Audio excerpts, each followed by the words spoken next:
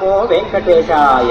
భక్తులకు విజ్ఞప్తి, డిసెంబర్ 30 నుండి జనవరి 8వ తేదీ వరకు వైకుంఠ ద్వార దర్శనాలలో భాగంగా మొదటి 3 రోజులు అనగా డిసెంబర్ 30, 31 మరియు జనవరి 1న ఈ డిప్ లో టోకన్లు పొందిన భక్తులకు మాత్రమే వైకుంఠ ద్వార దర్శనం ఉంటుంది. టోకన్ పొందలేని భక్తులు జనవరి 2వ తేదీ నుండి 8వ తేదీ వరకు సర్వదర్శనం క్యూలైన్ల ద్వారా వైకుంఠ ద్వార దర్శనాలు చేసుకోవచ్చును. డిసెంబర్ 29 నుండి జనవరి 8 తేదీలకు గాను SSD స్లాటెడ్ సర్వదర్శనం టోకన్స్ జారీ చేయబడవు. గమనిక, డిసెంబర్ 29కి సంబంధించిన SSD టోకన్స్ ముందు రోజు అనగా 28/12/2025న జారీ చేయబడవు.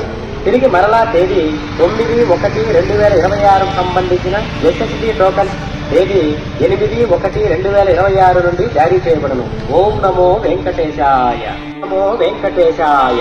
భక్తులకు విజ్ఞప్తి, డిసెంబర్ 30 నుండి జనవరి 8వ తేదీ వరకు వైకుంఠ ద్వార దర్శనాలలో భాగంగా మొదటి 3 రోజులు అనగా డిసెంబర్ 30, 31 మరియు జనవరి 1న ఈ డిప్ లో టోకన్లు పొందిన భక్తులకు మాత్రమే వైకుంఠ ద్వార దర్శనం ఉంటుంది. టోకన్ పొందలేని భక్తులు జనవరి 2వ తేదీ నుండి 8వ తేదీ వరకు సర్వదర్శనం క్యూలైన్ల ద్వారా వైకుంఠ ద్వార దర్శనాలు చేసుకోవచ్చును. డిసెంబర్ 29 నుండి జనవరి 8 తేదీలకు గాను SSD స్లాటెడ్ సర్వదర్శనం టోకన్స్ జారీ చేయబడవు. గమనిక, డిసెంబర్ 29కి సంబంధించిన SSD టోకన్స్ ముందు రోజు అనగా 28/12/2025న జారీ చేయబడవు.